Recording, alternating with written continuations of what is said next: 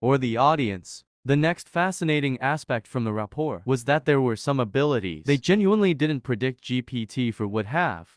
And it stunned them. There was a mysterious task, which I'll explain in a minute, called hindsight neglect, where models were getting worse and worse at that task as they got bigger, and then stunningly, and they admit that this was hard to predict.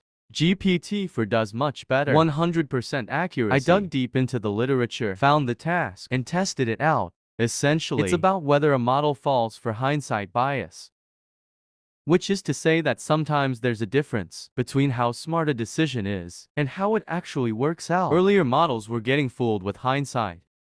They were claiming decisions were wrong because they didn't work out, rather than realizing that the expected value was good. And so despite the fact it didn't work out, it was a good decision. You can read the prompts yourself, but essentially, I tested the original ChatGPT. The prompt where someone made a really bad choice, but they ended up winning $5 regardless. This comes direct from the literature, by the way. I didn't make up this example. Did the person make the right decision? What does the original ChatGPT say? It says yes, or just why. What about GPT-4? Well, it gets it right.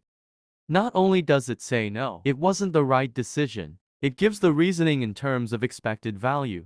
OpenAI did not predict that GPT-4 would have this ability. This demonstrates a much more nuanced understanding of the